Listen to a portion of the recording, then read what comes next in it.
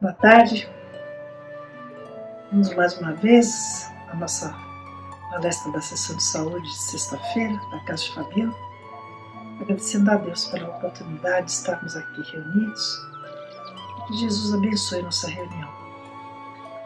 Vamos falar hoje sobre os doentes da alma.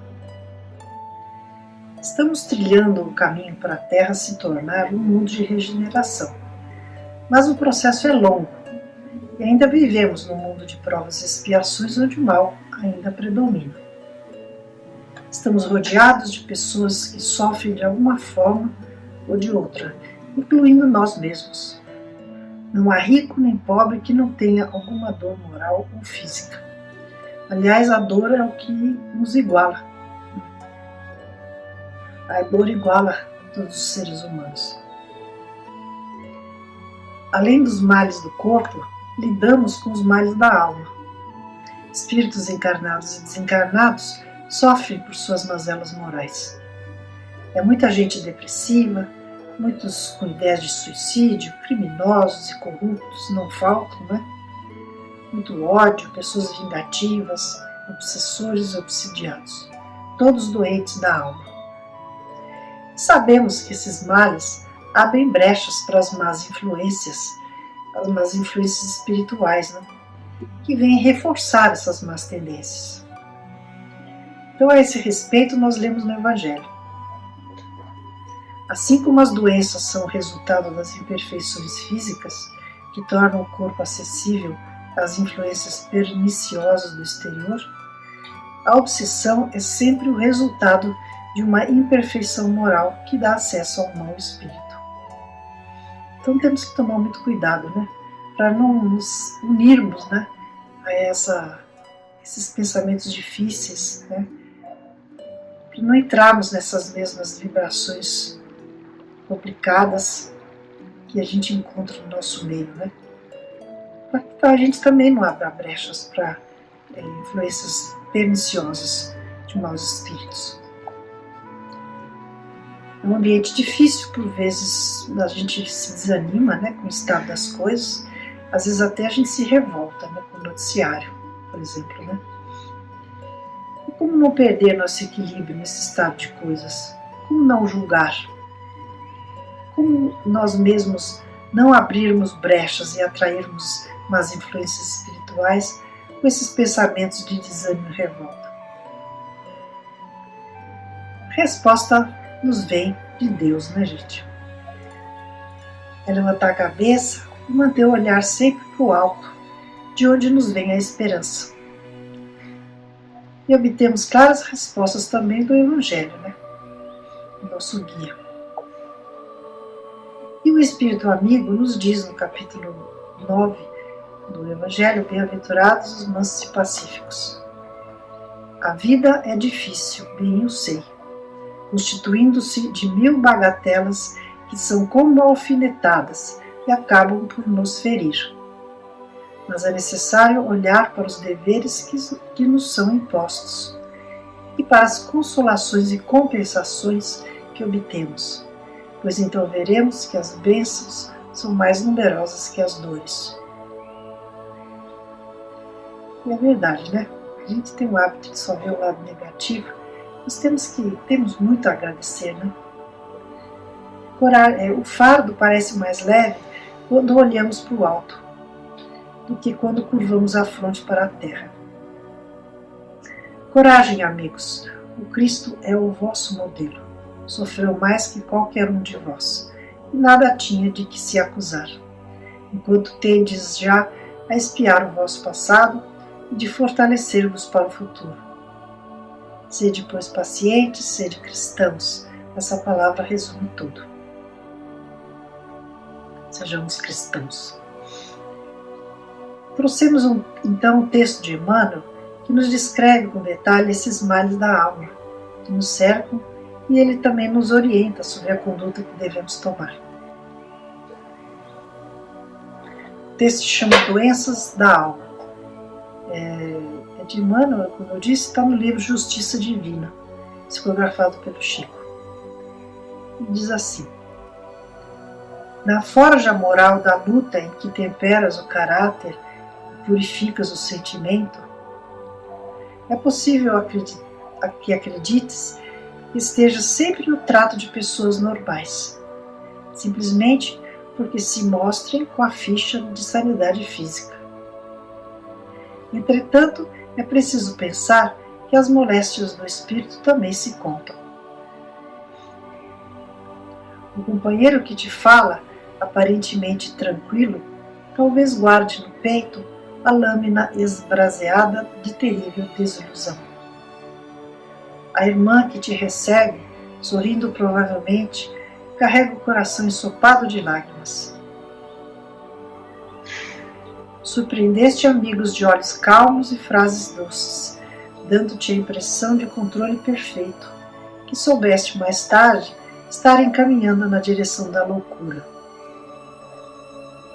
Enxergaste outros promovendo festas e estadiando poder, a escorregarem logo após no engodo da delinquência. É que as enfermidades do espírito atormentam as forças da criatura em processos de corrosão inacessíveis à diagnose terrestre.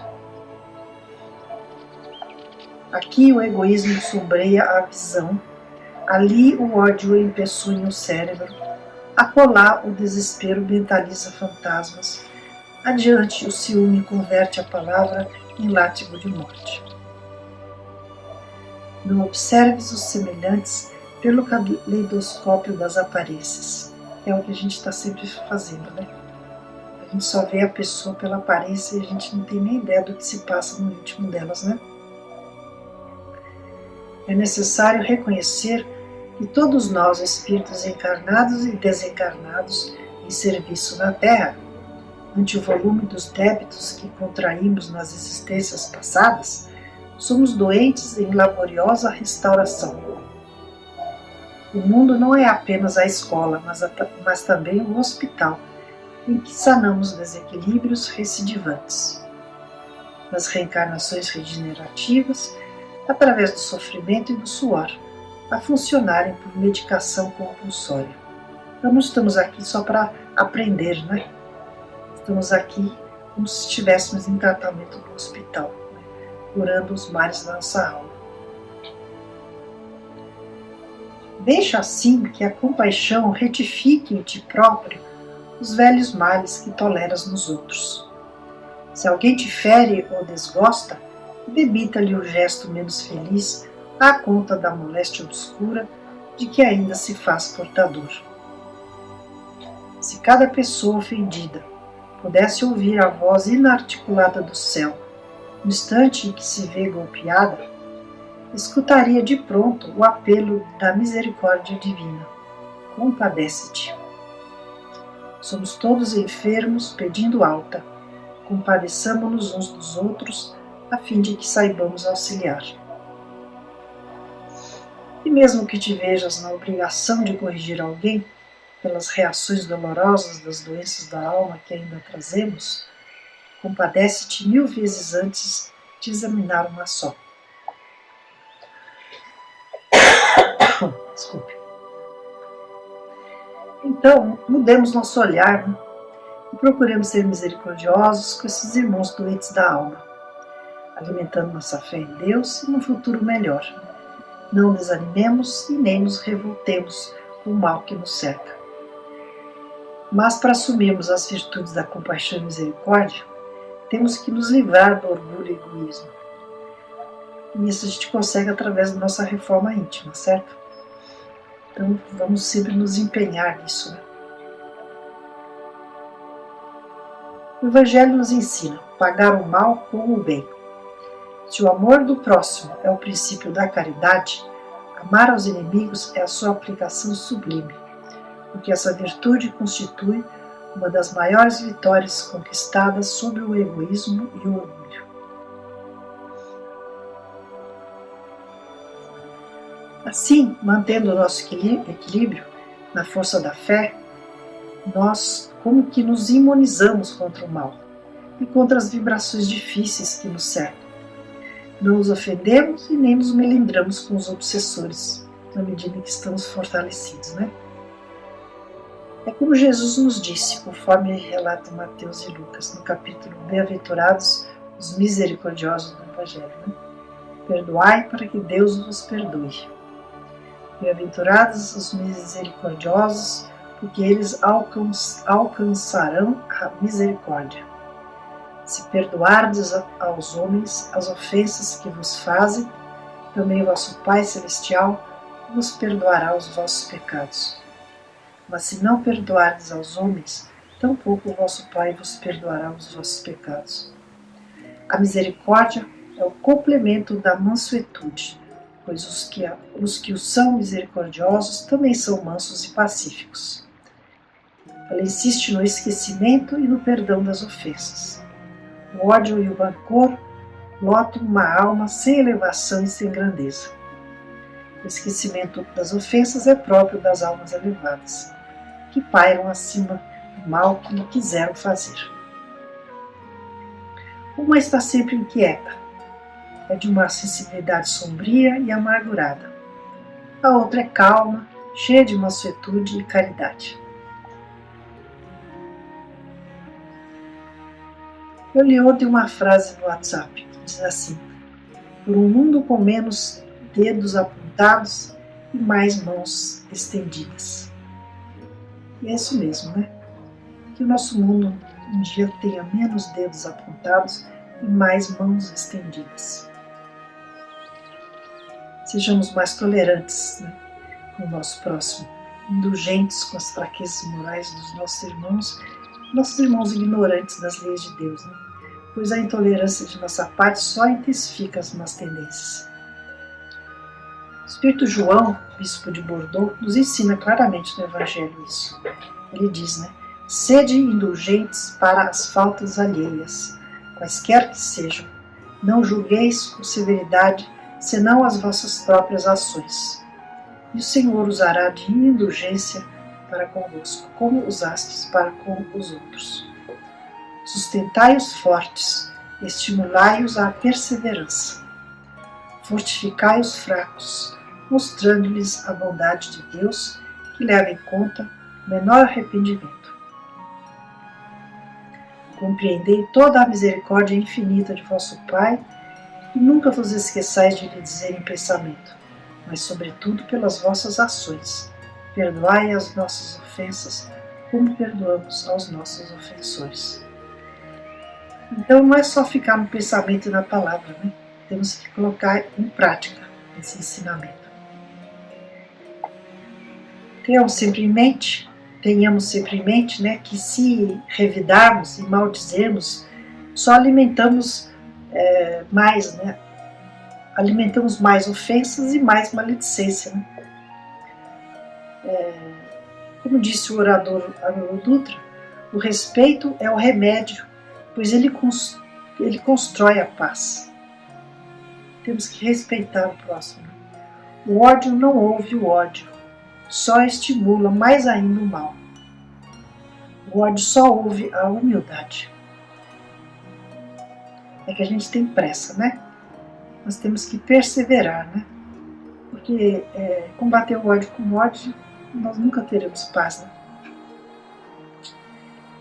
E entendendo a importância da questão, Emmanuel nos deixou ainda mais um texto sobre nosso tema de hoje, com santas lições para nós. Esse se chama Doentes da Alma, o outro era Doenças da Alma, esse é Doentes da Alma. Está no livro Chico Xavier Pede Licença. Existem tantos doentes da alma quanto existem enfermos do corpo. Quando encontrares companheiros envolvidos na sombra do materialismo destruidor, ao invés de repreendê-los, compadece-te.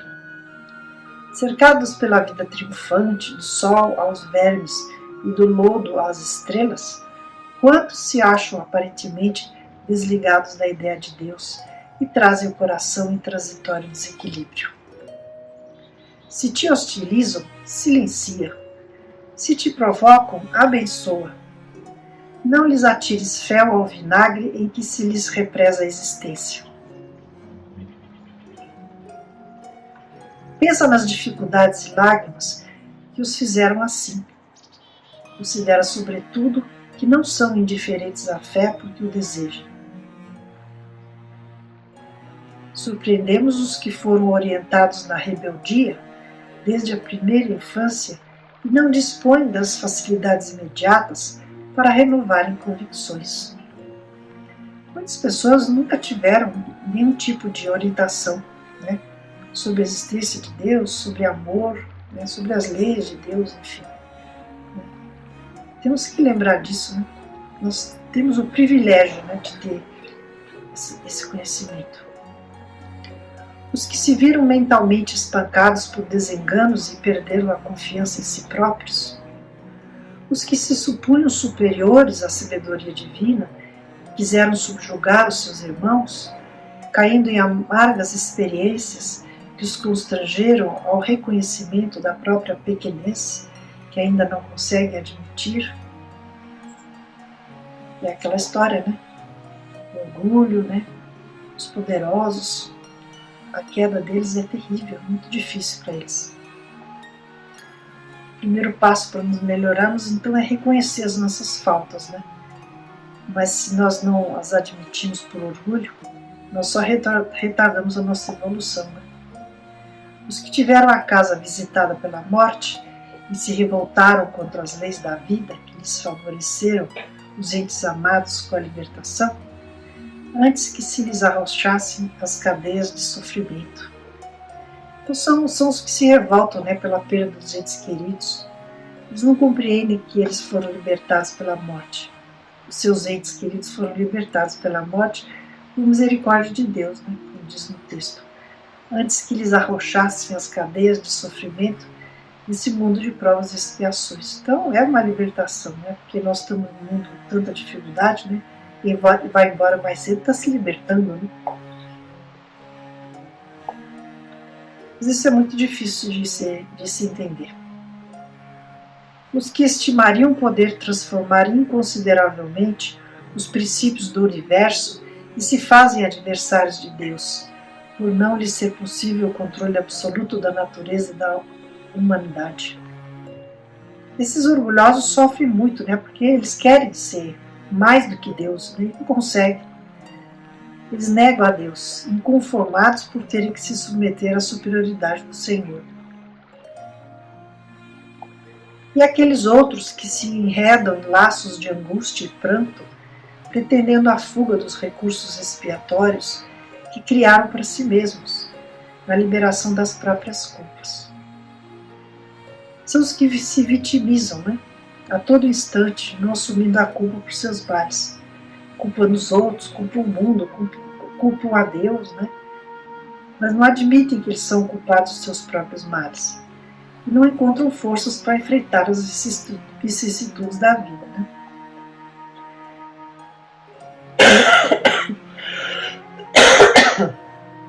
Desculpa. Diante dos irmãos que a descrença domina, jamais acuses.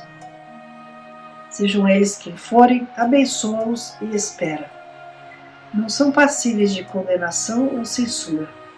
São enfermos da alma, portadores de estranha paranoia de que a misericórdia de Deus os retirará. Se Deus quiser, né? E nessa questão, então, de observar o erro dos outros, né? Como foi dito no texto, Allan Kardec pergunta, né, do Evangelho, se é permitido repreender os outros, né, já que ninguém é perfeito. E São Luís diz, né, que é permitido, né, pois cada um de vós deve trabalhar para o progresso de todos, e sobretudo dos que estão sob a vossa tutela.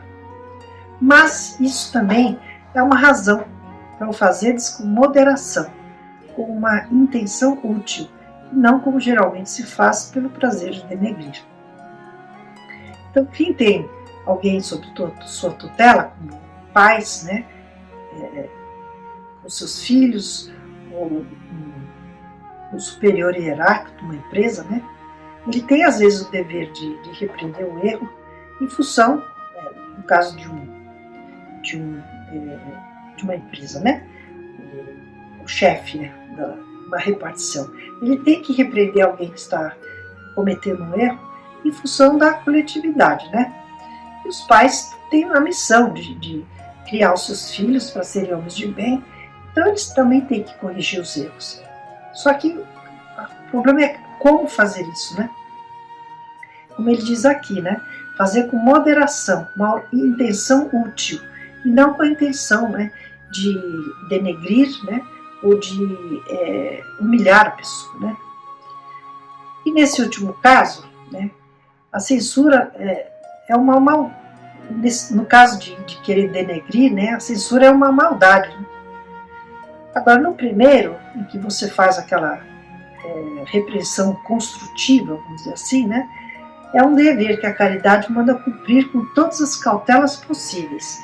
E ainda assim, a censura que se faz no outro deve ser endereçada também a nós mesmos, né, para vermos se não a merecemos, porque muitas vezes a gente está repreendendo um erro que nós ainda cometemos também. Então, são reflexões que se propõem de como lidar com tanta amargura, pessimismo, egoísmo, agressividade, ódio, orgulho, inveja, né? Muitas as dificuldades, né? Mas já nos diz o Evangelho, né? A quem muito foi dado, muito será cobrado. Nós temos o conhecimento. Façamos então a nossa parte, nos esforçando para nos melhorarmos, dando bons exemplos, ajudando o próximo. Sem revoltas, sem julgamentos, críticas, acusações, sem desprezar nossos irmãos ignorantes, que ainda se esquivam das leis de Deus. Sejamos, ao contrário, como já dissemos, misericordiosos e indulgentes. E como nada nos acontece por acaso, pois sabemos que Deus e Jesus estão no controle, né? Entendamos, né, que Deus nos põe ainda a conviver com esse estado de coisas para reforçar as nossas convicções no bem, para não recairmos no mal, para examinarmos as nossas consciências e ver se não cometemos os mesmos erros que apontamos, e sempre que possível para procurarmos ajudar esses doentes da alma a se melhorarem, melhorando ao mesmo tempo a nós mesmos, né? Lembremos que o espírito não retroage no processo de evolução. Ele pode estagnar temporariamente, mas todos estamos fadados ao progresso. Assim o quer nosso Pai. Então ninguém é mal para sempre, o indivíduo está mal, né? Mas um dia ele se cansa do mal e se dispõe a melhorar. É respeitar então o nosso irmão como ele é, ou como ele está, né, no seu atual estágio de evolução, uma verdadeira postura de amor ao próximo, assim como gostaríamos que fizessem conosco. Como aprendemos no capítulo 11 do Evangelho, amar o próximo como a si mesmo, e assim tudo o que quereis que os homens vos façam, fazei-o também vós a eles, porque esta é a lei e os profetas. Tratai todos os homens como quereris que eles vos tratassem. É um ensinamento tão simples, né? E a gente custa a interiorizar, né, esse ensinamento e praticá-lo. E concluindo, sempre lembrar que nós também ainda carregamos nossos próprios males em nosso íntimo, né? Também somos falíveis, sem falar no que já fomos em vidas passadas. Assim é cada um no seu tempo, uns fazendo bom uso do seu livre-arbítrio e avançando mais rapidamente, e outros ainda se arrastando no caminho pelas suas más escolhas. Mas todos caminhando em busca da perfeição, como é o desejo do Pai. Então terminemos com uma prece aos sofredores. Derramai, Senhor, nós vos pedimos, sobre todos os que sofrem, como espíritos errantes no espaço ou entre nós como espíritos encarnados, as graças do vosso amor e da vossa misericórdia. Tende piedade das nossas fraquezas, Senhor. Vós nos fizestes falíveis, mas nos destes a força de resistir ao mal e de vencê-lo. Que a vossa misericórdia se estenda sobre todos os que não puderam resistir às suas más tendências e ainda se encontram arrastados pelo caminho do mal. Que os bons espíritos os envolvam, que as vossas luzes brilhem aos seus olhos e que, atraídos pelo seu calor vivificante, venham prosternar-se aos vossos pés, humildes, arrependidos e submissos, se Deus quiser. Pai nosso que estais no céu, santificado seja o vosso nome. Venha a nós o vosso reino, seja feita a vossa vontade, assim na terra como no céu. O pão nosso de cada dia nos dai hoje, perdoai as nossas dívidas, assim como procuramos perdoar os nossos devedores. Não nos deixeis cair em tentação e livrai-nos do mal. Graças a Deus e graças a Jesus. Obrigada, gente. Até semana que vem. Fiquem bem. Tchau.